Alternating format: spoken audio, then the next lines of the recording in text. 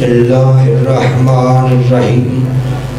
या अय्युहल्लज़ीना आमनुत्तक़ुल्लाह वब्तगू अलैहिल वसीला वजाहिदू फ़ी सबीलिही लअल्लकुम तुफ़्लिहून। सलावत।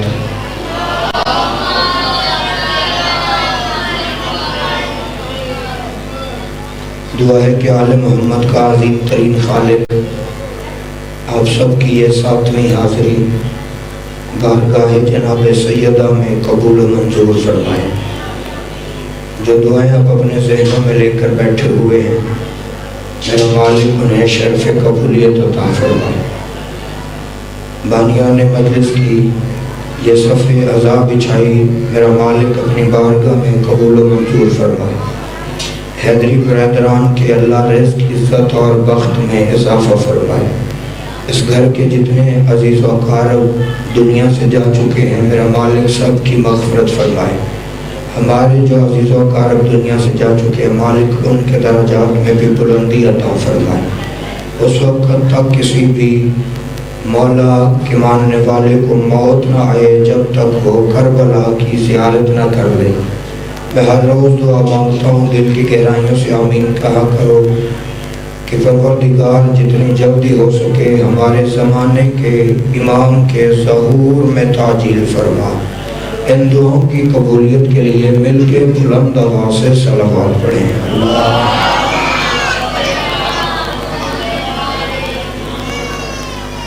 इजाज़त है सरकार, मैं अपनी मजलिस पाक की तिलावत फरमाऊँ। सामीन गिरामी, जिस आयत को मैं मुसलसल बिला नागा आपके सामने तिलावत करने का शर्फ हासिल कर रहा हूँ, इस आयत का ताल्लुक सूरह माइदा से है। सूरह माइदा की आयत नंबर 35 में अल्लाह इरशाद फरमा रहा है कि ए ईमान वालों, तक़वा इख्तियार करो और मेरी बारगाह में पहुँचने के लिए वसीला तलाश करो।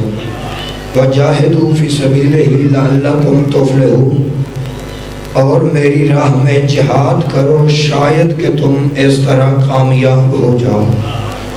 दोस्ताने गिरामी, मैं आपके सामने इसी आयत के ज़िमन में तौहीद और वसीला तौहीद के मौजू पे गुफ्तगू कर रहा हूँ। मैं हर रोज़ आपके सामने इस बात को वाज़ेह करने की कोशिश करता हूँ कि अल्लाह की बारगाह में पहुँचने के लिए जो बेहतरीन वसीला है उन्हें आले मोहम्मद कहा जाता है। ठीक है सरकार, ये बात तो आपके जहन में होनी चाहिए कि जिन्हें अल्लाह अपने और हमारे दरमियान वसीला बनाकर भेजता है उन्हें आले मोहम्मद कहा जाता है। लिहाजा इसी हवाले से मैं आज की अपनी गुफ्तगू भी आपकी समाअत की नज़र करना चाहता हूँ कि दोस्ताने गिरामी, जिसे अल्लाह बुलंद करे उसे कोई नीचा नहीं कर सकता। ये फितरत की बात है कि जिसे अल्लाह बुलंद करे उसे कोई नीचा नहीं कर सकता, और जिसे खुदा नीचा करे उसे कोई गोना ऊंचा नहीं कर सकता। आप जी ये सलामत रहें सरकार। आप थोड़ा थोड़ा जरा ऊंचा बोलें ताकि मेरी माएँ बहनें खामोश हो जाएं। यकीनन औरतें उसी घर में बोलती हैं जहाँ मर्द चुप कर जाते हैं। आप बोलेंगे तो ये चुप करके इंशाल्लाह मजलिस बात फरमाएंगे, मालिक इनके पर्दों की हिफाजत फरमाए। मैं जुमले फिर कहना चाहता हूँ, जिसे अल्लाह बुलंद करे उसे कोई नीचा नहीं कर सकता, और जिसे खुदा नीचा करे उसे कोई ऊंचा नहीं कर सकता।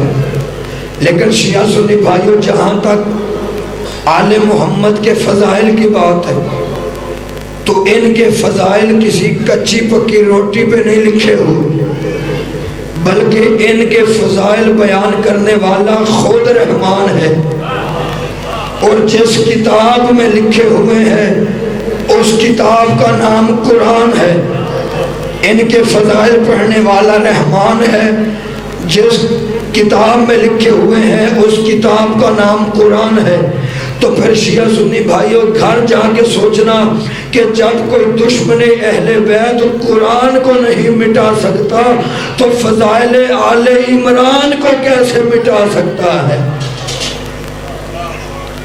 आप जिये सरकार सलामत रहे, मालिक जिंदगी दराज फरमा। लिहाजा दोस्तों गिरामी इस जुमले को याद रखना, जब तक कुरान रहेगा आले मोहम्मद का नाम रहेगा।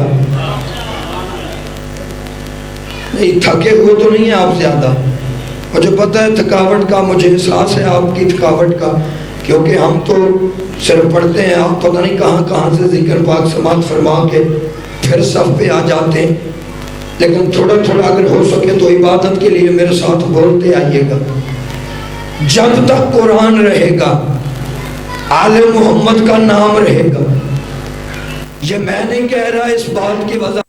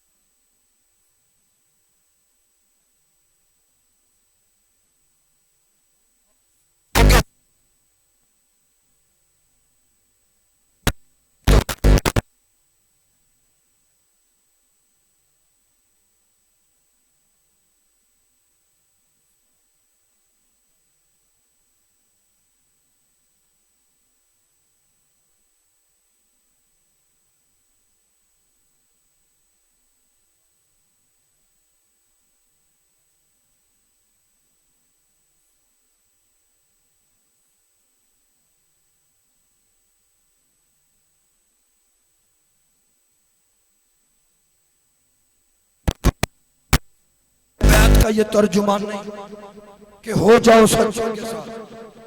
अगर कोई बंदा इस आयत का तर्जुमा मजहब अहले बैत पे रहते हुए करता भी है तो वो गलती में कर जाता है, क्योंकि मजहब अहले बैत का तर्जुमा ये नहीं कि अल्लाह से डरो और हो जाओ सच्चों के साथ, बल्कि मजहब अहले बैत का तर्जुमा ये है, खुदा फरमाता या अय्युहल्लज़ीना आमनुत्तकुल्लाह व कूनू मस्सादिकीन, ए ईमान वालो अल्लाह से डरो और सच्चों के साथ रहो। हो जाओ नहीं, क्योंकि हो जाने में गुंजाइश फरार है, कभी हो जाओ कभी ना हो जाओ। सेहत में मान लो, बीमारी में छोड़ दो, पैसा आ जाए तो मान लो, गुर्बत आ जाए तो छोड़ दो। पैगंबर सेहतमंद हो तो मान लो, बीमार हो जाए तो छोड़ दो। इसलिए क्या फरमाया अल्लाह ने कि सच्चों के साथ रहो। अब मुसलमानों मजहब अपने रखो, मसलक अपना रखो, अकीदा अपना रखो, लेकिन मर्जी के आलम के सर पे कुरान रख के पूछना कि मौलवी जी ये सच्चे कौन है जिनके साथ रहने का अल्लाह ने हुक्म दिया है।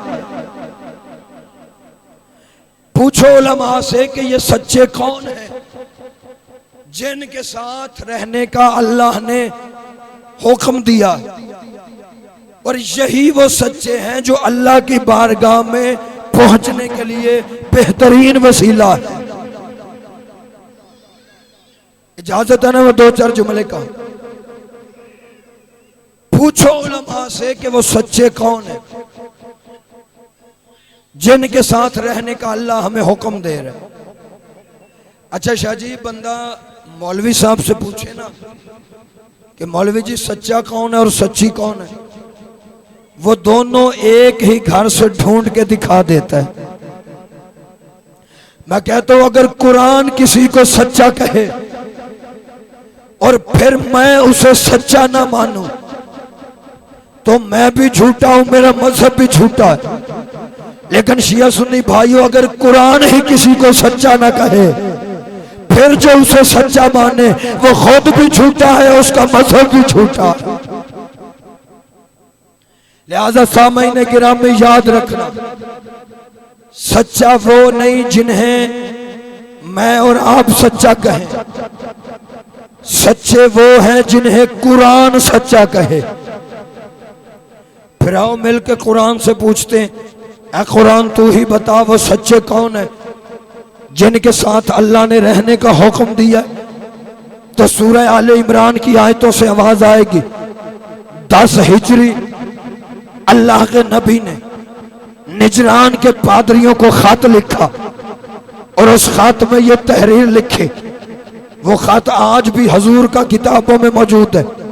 10 हिजरी को नबी ने निजरान के पादरियों को, निजरान के ईसाइयों को खत लिखा और खत में किबला ये तहरीर लिखी कि मैं मोहम्मद मुस्तफ़ा सल्लल्लाहु अलैहि वसल्लम अल्लाह की तरफ से भेजा हुआ आखिरी नबी हूं। इसलिए तुम्हें हुक्म देता हूं कि बंदों की इबादत छोड़ के अल्लाह की इबादत करो, वगरना लड़ाई के लिए तैयार रहना। नहीं, आज आपने थोड़ा सा मेरा साथ देना है। मैं आज के दिन की तीसरी चौथी मजलिस आपके सामने पढ़ रहा हूँ। आपने मेरे सोजी बनना है तो फिर मैं आज आपको मंजिल तक ले जाऊंगा। और यूं समझिए कि इन 2-3 दिनों में मैंने आपको अपनी सारी गुफ्तगू का रिजल्ट पेश करना है, लेकिन आपने मुतवज्जे रहना है।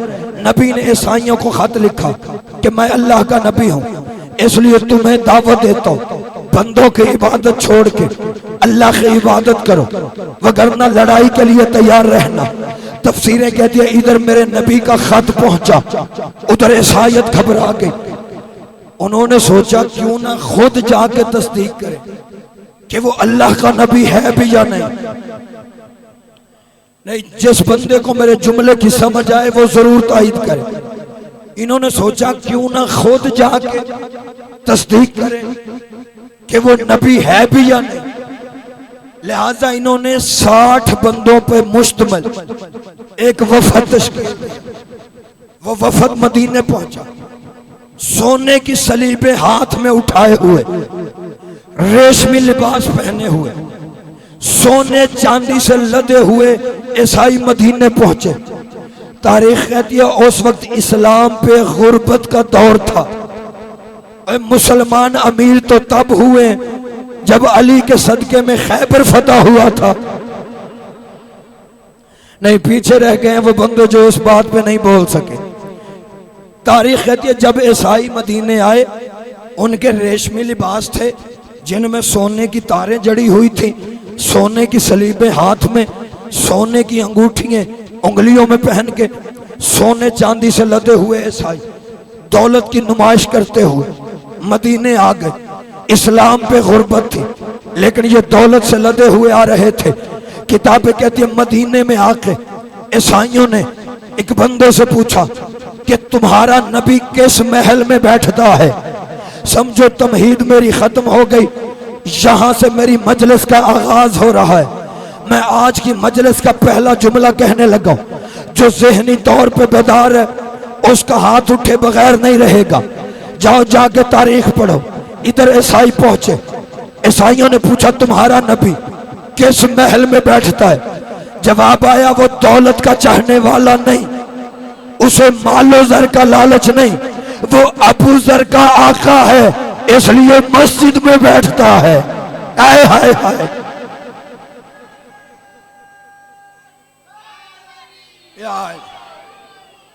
ये खुद थे बड़े अमीर, सोना चांदी इंतहा का इनके पास था। और आके इन्होंने पूछा, जाहिर है खुद अमीर थे, इनके जहन में था कि शायद मुसलमानों का नबी भी माज़अल्लाह बादशाह किस्म का होगा, वो भी अमीरी को पसंद करता होगा। इसलिए इन्होंने कहा तुम्हारा नबी किस महल में बैठता है। बहुत शुक्रिया हैदरी साहब, आप जी सलामत रहे। बड़ा आज तो माइक मुझे परेशान कर रहा, हो सके तो इससे थोड़ा बेहतर कीजिए। खैर अब ठीक हो गए, आप जी सलामत रहे। इन्होंने पूछा तुम्हारा नबी किस महल में बैठता है। जवाब आया वो दौलत का चाहने वाला नहीं, उसे मालो जर का लालच नहीं, वो अबू जर का आका है, अबू जर का आका है। अबू जर कहते हैं जो दौलत का बाप हो। फरमाया वो अबू जर का आका है, इसलिए मस्जिद में बैठता है। ईसाइयों ने पूछा मस्जिद में कोई बहुत बड़ा तख्त है। जवाब आया नहीं, वो अबू तुराब का मौला है, इसलिए तुराब पे बैठना ज्यादा पसंद करता है। जब कहा ना वो तुराब पे बैठना ज्यादा पसंद करता है, ईसाई बड़े हैरान हुए। इन्होंने कहा ये कैसे हो सकता है, कैसर रोम के तख्त को तोड़ने वाला नबी मट्टी पे बैठता है, ये जल्दी से मस्जिद में आए। मस्जिद में आके इन्होंने हमारे नबी को सलाम किया। खुदा की कसम, खुल्के अजीम के वारिस नबी ने इनके सलाम का जवाब ही नहीं दिया। इन्होंने आके सलाम किया, हुजूर ने सलाम का जवाब नहीं दिया। ईसाई बड़े परेशान हो गए। इन्होंने कहा हमने तो सुना था, ये डबल आवाज है हैदरी साहब, थोड़ी कम कर दे। इन्होंने कहा हमने तो सुना था कि ये पत्थर मारने वालों को दुआएं देता है, ये कूड़ा फेंकने वाली की इयादत करता है, ये रास्ते में कांटे बिछाने वालों के साथ हुस्न सलूक से पेश आता है, लेकिन इसने तो हमारे सलाम का जवाब ही नहीं दिया। तवज्जो करना किबला अगली बात पे। ईसाई ये सोच रहे थे कि हमें तो ये बताया गया था कि ये नबी खुल्के अजीम का वारिस है और इसने तो हमारे सलाम का जवाब ही नहीं दिया। अब मैं किबला अपनी तकरीर का नतीजा देने लगा हूं, मतवज्जो रहिएगा अगले जुमलों पे। ईसाई परेशान होके मस्जिद से निकले। किताबें कहती अभी ये परेशान होके बाजार में जा रहे थे, या रास्ते में इन्हें दो बंदे मिले। उन बंदों ने ईसाइयों को आते देखा, देख के कहते लिबास से तो मुसाफिर लगते हो, लिबास से मुसाफिर लगते हो। इन्होंने कहा तुम मदीने के हो नहीं सकते, क्योंकि अगर तुम मदीने के होते तो तुम्हारे लिबास इतने अच्छे ना होते। लिबास से मुसाफिर लगते हो, लेकिन शक्ल से परेशान हो। परेशान क्यों हो? ईसाइयों ने कहा परेशान ना हो तो क्या करें, ऐसे ऐसे हम तुम्हारे नबी की बारगाह में गए थे, हमने जाके सलाम किया, तुम्हारे नबी ने सलाम का जवाब ही नहीं दिया। जब कहा ना तुम्हारे नबी ने सलाम का जवाब ही नहीं दिया, ये दोनों बंदे हंस के कहते हैं हाँ, इतने बड़े नबी की बारगाह में बगैर वसीले के, ना ना ज़हमत फरमाए मेरे साथ। इन्होंने कहा ना सलाम का जवाब ही नहीं मिला। उन्होंने कहा इतने बड़े नबी की बारगाह में बगैर वसीले के जाओगे तो तुम्हें जवाब क्या मिलेगा? उन्होंने कहा सरकार फिर क्या करें? इन्होंने कहा करना क्या है, कल हमें वसीला बनाकर ले जाना, कल हमें वकील बनाकर ले जाना, फिर देखना हुजूर सलाम का जवाब देते हैं या नहीं देते। अब डूबते को तिनके का सहारा।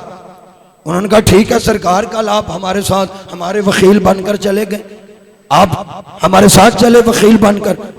जब कहा ना आप हमारे साथ चले, इन्होंने कहा निरा साथ नहीं चले, फीस भी लगेगी, फीस लगेगी। इन्होंने कहा ना फीस लगेगी। ईसाई हैरान हो गए, कैसी फीस? उन्होंने कहा जनाब फीस यही है, ये जो आपने हाथों में अंगूठियां पहनी हुई इनमें से कोई दो चार हमें भी दे दे। गुर्बत थी ना इस्लाम पे, पता नहीं आप समझ भी रहे हैं या नहीं। सरकार ये हमें भी अंगूठियां दे दें, हम वकील बनकर चलेंगे। तारीख कहती है फीस में अंगूठियां लेकर अगले दिन ईसाइयों के वकील बनकर नबी की बारगाह में पहुंचे। इन्होंने ईसाइयों के वकील बनकर नबी की बारगाह में जाके अपने नबी को सलाम किया। मुझे इस पाक मिंबर की कसम, किताबें कहती है जब इन्होंने ईसाइयों के साथ जाके नबी को सलाम किया, नबी ने बिल्कुल पहले दिन की तरह वकील और मुवक्किल दोनों से फिर अपना मुंह फेर लिया। दूसरे दिन फिर नबी ने अपना मुंह फेर लिया। अब तो शिया है तो शिया रहे, सुन्नी है तो सुन्नी रहे, मजहब तेरा जो भी हो, मसलक तेरा जो भी हो, अकीदा तेरा जो भी हो, अपने अकीदे पे रहते हुए किसी मौलवी के सर पे कुरान रख के पूछ कि मौलवी जी वो दो बंदे कौन थे जिन्होंने ईसाइयों के साथ जाके नबी की बारगाह में ईसाइयों की सिफारिश की थी, लेकिन नबी ने उनकी सिफारिश नहीं मानी थी। जब तुझे उन दोनों बंदों के नाम का पता चल जाए, फिर घर में बैठ के फैसला करना। और जिन बंदों की सिफारिश दुनिया में मोहम्मद की बारगाह में काम नहीं आती, फिर उनकी सिफारिश कयामत के दिन अल्लाह की बारगाह में काम कैसे आ जाएगी?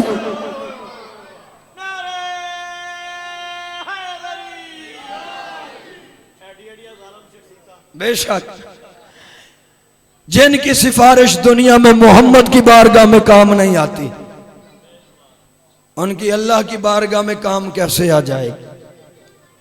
दूसरे दिन ईसाई परेशान होके फिर निकले, क्योंकि जिससे बात करने आए थे वो तो देख के मुंह फेर लेता था। ईसाई परेशान होके दूसरे दिन फिर बाहर निकले। अब मैं आस्ता पढ़ूंगा, आप ऊंचा बोलेंगे इंशाअल्लाह। मुझे आपकी समाज पे नाज है। दूसरे दिन हैदरी साहब जब बंदे वो ईसाई परेशान होके बाहर निकले ना, किताबें कहती हैं उन्हें फिर एक बूढ़ा मिला, लेकिन वो पहलों जैसा नहीं था। तारीख के जैसे ही उसने नून की तरह झुकी हुई कमर अलफ की तरह सीधी की तो दाढ़ी में वो सितारे चमकने लगे जो बतूल की चौखट पे झाड़ू देने की वजह से आए थे। और जब सीने पे नजर पड़ी तो मिन्ना अहलुल बैत का तमगा इम्तियाज लगा हुआ था। ये बुजुर्ग कौन थे? नाम सलमान, रिपोर्टर खुले ईमान। इन्हें बाजू से पकड़ के कहते दर बदर की ठोकरें ना खाओ, आओ मैं तुम्हें ओस के दर पे ले चलूं जो ओस के इल्म का दर है। जो बोल सकते हैं वो तो मेरी तारीफ फरमाएंगे।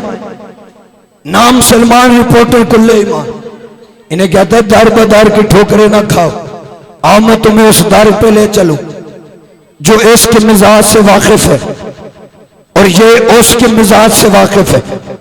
तारीख है कि सुलेमान ने जब कहा ना इनको क्या हो तुम्हें मैं ले चलो, ईसाई देख के कहते अच्छा ये बता अंगूठियां कितनी लगेंगी। जब कहा ना अंगूठियां कितनी लगेंगी, जनाब सलमान छेड़ के कहते खामोश, हर बुढ़ा एक जैसा नहीं होता,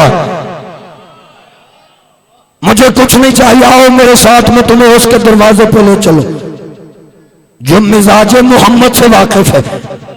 अब जनाब सलेमान इन्हें लेके निजरान के ईसाइयों को जनाब अमीर अल मोमिनीन के दरवाजे पे पहुंचा।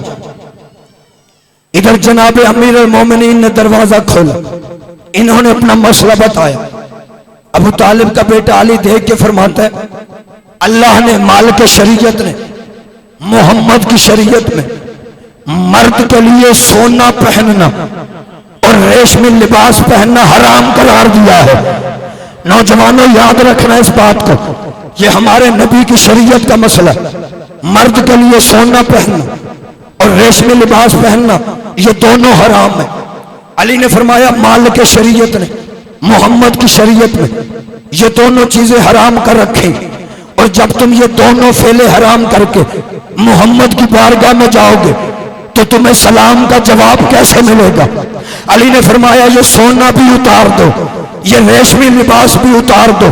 खुदा की कसम वो थे ईसाई, लेकिन थे किसी अच्छी मां के बेटे, थे किसी अच्छी मां के बेटे। उन्होंने अली के कहने पे सोना भी उतार दिया, रेशमी लिबास भी उतार दिया। अब किबला बंदा हो भी मोमिन, कलमा भी नबी का पढ़े और अल्लाह ने उसे पैदा भी मर्द किया, फिर वो बंदा सोना पहन के घूमता फिरे। और दो बातों में से एक जरूर है, या वो शरीयत का बागी है या फिर उसने अपने मर्द होने पर यकीन नहीं। अगर कोई सोना पहन के घूमे या तो वो शरीयत का बागी या फिर उसे अपने मर्द होने पर यकीन नहीं, फिर वो ऐसा ही है जैसे खैबर के भगोड़े थे। इसलिए अली ने फरमाया सोना भी उतारो, रेशमी लिबास भी उतारो। अंबिया की बारगाह में आराइश करके जाना हराम है। थे ईसाई लेकिन थे बड़े अच्छे। उन्होंने अली के कहने पे सोना भी उतार दिया, रेशमी लिबास भी उतार दिया। रेशमी लिबास उतार के सादा लिबास पहना। अब रिवायतें कहती हैं जब इन्होंने सादा लिबास पहन ली, अगले दिन अली वकील बनकर गए। खुदा की कसम जब अली वकील बनकर इनके साथ गए, किताबें कहते इधर पहला कदम ईसाइयों का मस्जिद नबवी की दहलीज पे आया, या 2 दिन तक रुख फेर लेने वाले रसूल ने तीसरे दिन इनका उठ के इस्तकबाल किया।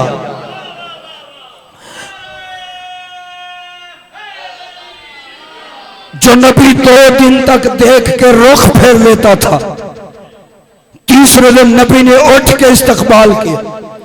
अजहर हसन ज़ैदी साहब फरमाया करते थे, असल में नबी ईसाइयों के आने पे खड़े नहीं हुए थे, बल्कि वो अली की आमद पे उठ के जमाने को समझा रहे थे। और जमाने वालों याद रखना, जो बंदा अली को वसीला बना ले वो मंजिल पा लेता है। जो अली को अपना वसीला बना ले, जो अली की बात मान ले, वो मंजिल पा लेता है। अब तीसरे दिन नबियों के नबी ने इन्हें खाना खिलाया, शरबत पिलाया। शरबत पिला के फिर नबी ने पूछा, कैसे आए हो? ईसाई आए थे ना गुफ्तगू कर। नबी ने कहा कैसे आए? कहने लगे सरकार हम आपसे पूछने आए हैं आपका हजरत ईसा अलैहिस्सलाम के बारे में क्या ख्याल है? नबी ने कहा भाई ख्याल क्या होना है, मैं उसकी हकीकत बयान कर देता हूँ। वह नबी था, पैगंबर था, साहिब कलमा था, साहिब शरीयत नबी था, साहिब किताब नबी था, रूहुल्लाह था, बतूल ज़ादा था, नुत्फे से पाक था, मेरा उम्मती था, वगैरह वगैरह। परेशान तो नहीं हो रहे आप? जब नबी ने कहा ना कि वो नबी था, पैगंबर था, साहिब कलमा था, साहिब शरीयत था, साहिब किताब नबी था, रूहुल्लाह था, बतूल ज़ादा था, मरियम का बेटा था, मेरा उम्मती था।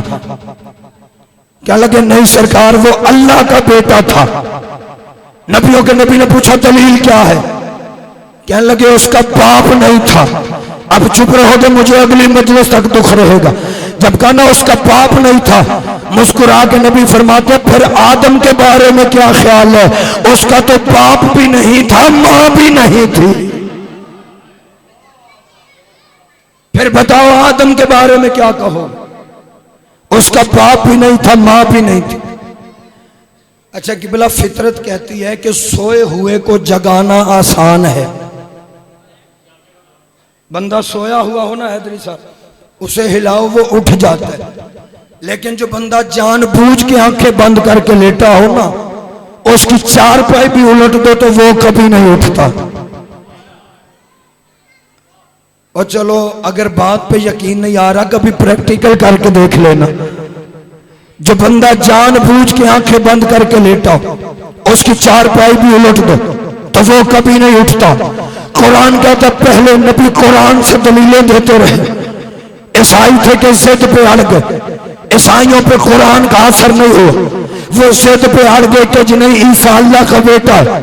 नबी कुरान से दलीलें देते रहे, इन्होंने नहीं माना, बल्कि जो जिद करते रहे। लेकिन जब जिद हद से बढ़ गई, आवाज खुद आई मेरा हबीब अब इन्हें कुरान सुनाना बंद कर, इनसे कह अपना ना वाबना कुम व निसाना व निसाकुम व अनफुसना व अनफुसकुम। हबीब अगर ये कुरान से नहीं मानते तो इन्हें अहले बैत से मनवा दे।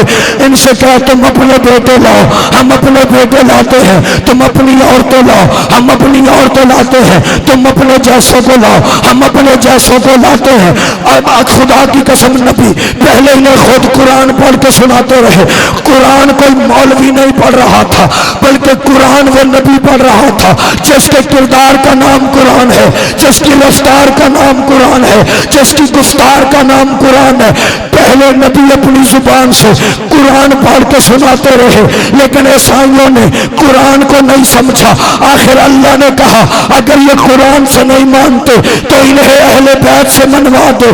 फिर घर जाके सोचना, और जो कुरान अहले बैत के बगैर खुद मोहम्मद के लिए काफी ना हो, वो कुरान अली के बगैर उम्मत के लिए काफी कैसे हो जाए?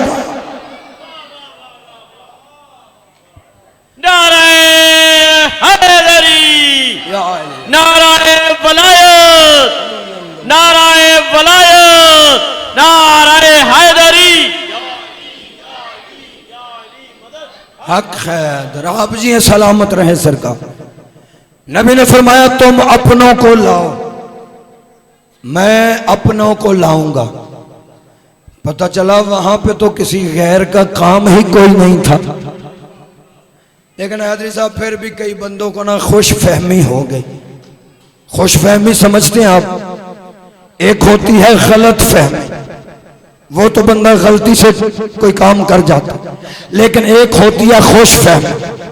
जब नबी ने कहा ना मैं अपनों को लाऊंगा, कई बंदे खुश फहमी में मुब्तला हो गए कि कि इस बेचारे का हमारे अलावा है ही कौन। अगर ये हमें लेके नहीं जाएगा तो फिर किसको लेकर जाएगा। लिहाजा इसी खुशफहमी में सारा शहर ही तैयार हो गया, पूरा मदीना तैयार हो गया कि हम भी जाएंगे, हम भी जाएंगे।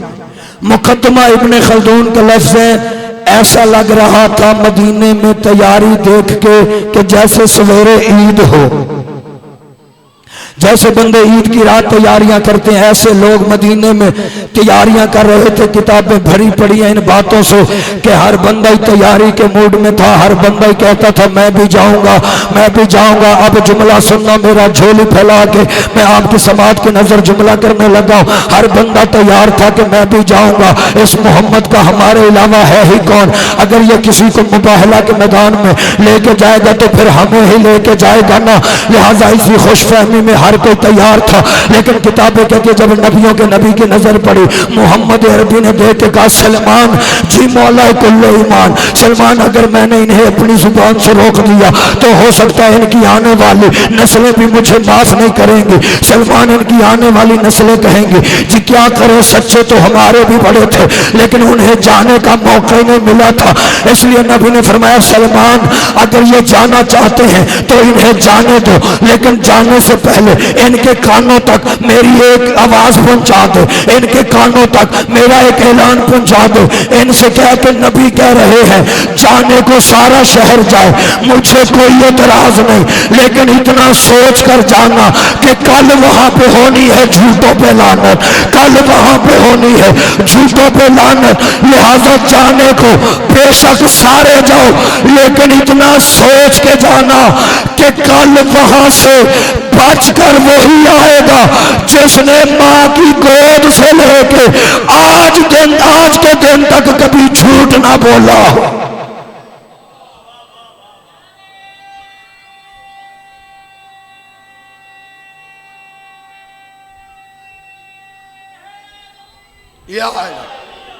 कल वहां पे होनी है झूठों पे लाना, कल वहां से बच के वही आएगा जिसने मां की गोद से लेके आज तक कभी झूठ ना बोला। हज़रत हसन ज़ैदी साहब फरमाया करते थे पूरे मदीने को तैयार देख के सलमान एक एक को बाजू से पकड़ के समझाता रहा। एक एक बंदे से सलमान कहता रहा तुमने आयत नहीं सुनी, अब ना आना, पहले आते रहे हो अब ना आना, क्योंकि पहले था तलवार का मैदान, पहाड़ पे चढ़ के बचा जा सकता था, अब है लानत का मैदान, पीछे पड़ गई तो कयामत तक पीछा नहीं छोड़ेगी। एक एक बंदे को सलमान समझाता रहा। और नबी ने कहा था मैं सच्चों को लेके जाऊंगा। ये मेरे जुमले नहीं, लाहौर के एक जाकिर हैं उनके जुमले, मैं मिंबर पे उसका नाम नहीं लूंगा, लेकिन लाहौर के एक जाकिर हुसैन है उसके ये जुमले हैं, बड़े लतीफ जुमले। उसने कहा जब नबी ने कहा ना कि मैंने सच्चों को लेके जाना है, वहां पे सच्चे जाएंगे, तो एक बेटी ने अपने बाप से कहा बाबा फिर तेरे कपड़े रहने दूं?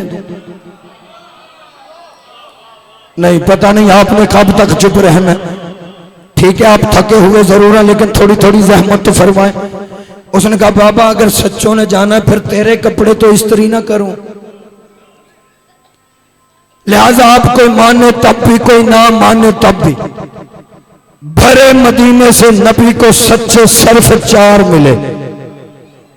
अब ना आना की जगह पर 2 बेटे हसन और हुसैन, निशाना की जगह पर सिर्फ 1 बेटी।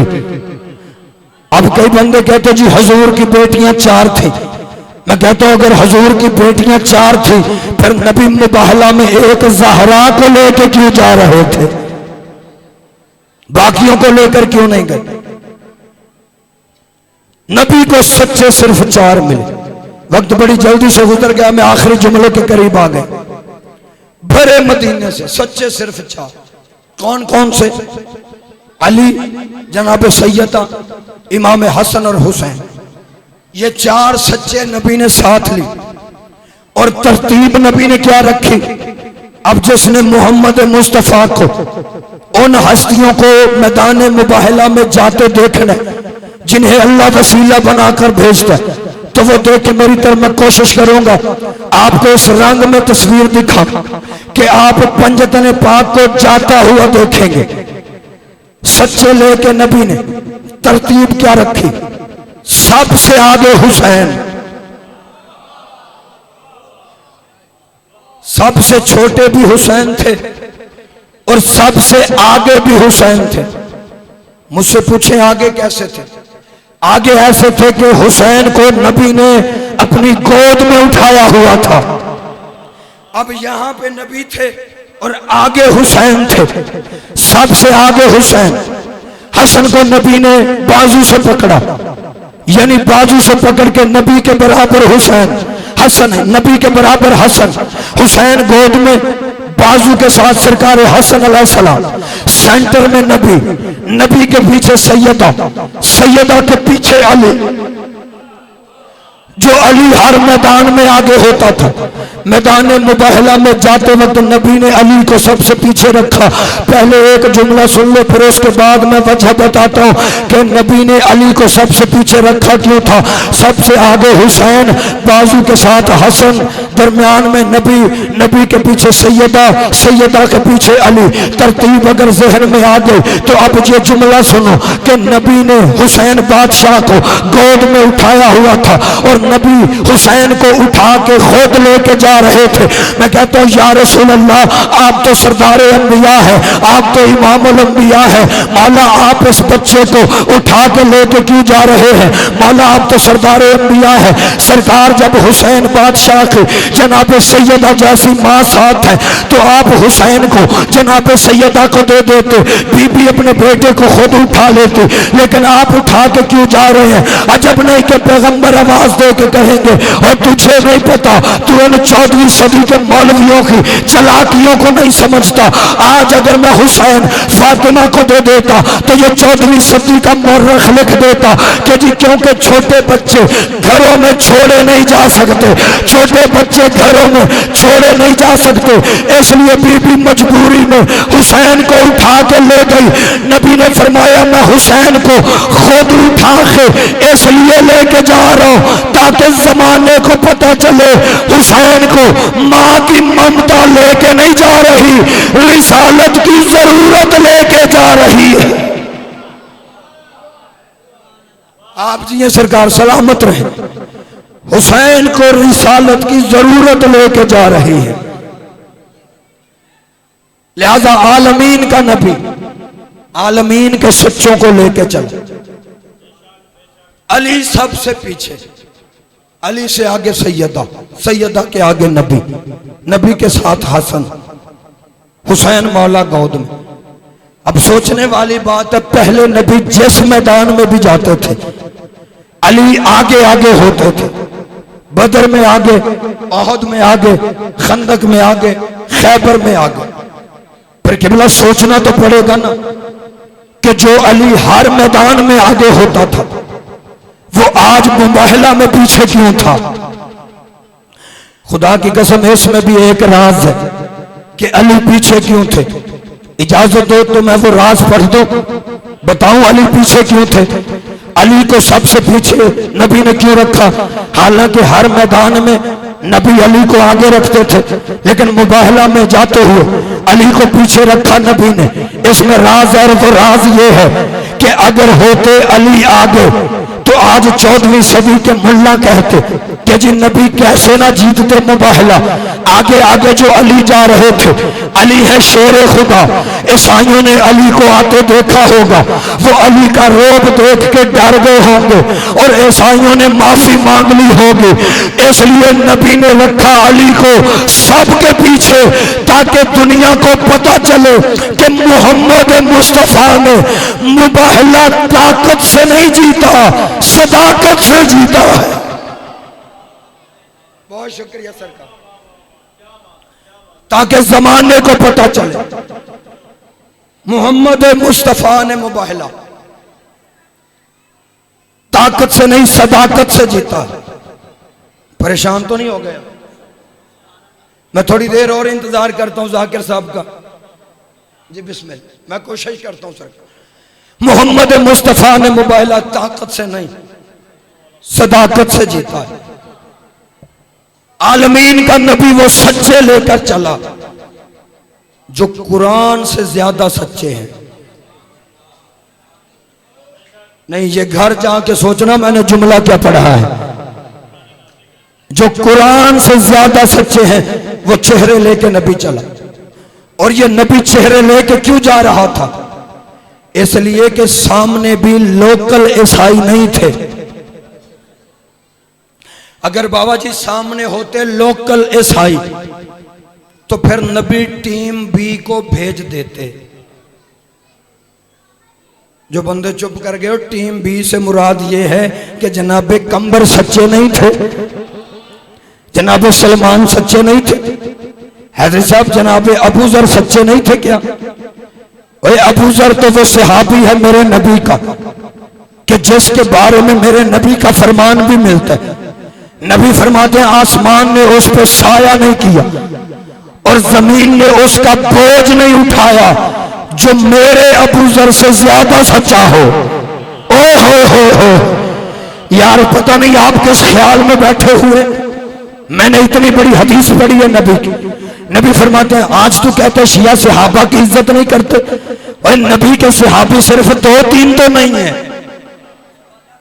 ये भी नबी के सहाबी हजरत अबू जर गफारी रजी अल्लाह ताला अन्हु। नबी फरमाते हैं इतना सच्चा सहाबी मेरे नबी का कि जमीन ने उसका बोझ नहीं उठाया, आसमान ने उस पर साया नहीं किया, जो अबू जर से ज्यादा सच्चा। शिया सुन्नी भाइयों, ऐसे ऐसे सच्चे नबी के पास थे, लेकिन नबी ने इन्हें नहीं भेजा। नहीं, मुतवज्जे हैं आप सारे? मैं आखिरी जुमलों के करीब हूं। नबी के पास ऐसे ऐसे सच्चे मौजूद थे, लेकिन नबी ने इन्हें नहीं भेजा, क्योंकि नबी जानते थे कि इन जैसे सच्चों को भेजूंगा तो मुबाहला होगा, फिर जीतूंगा।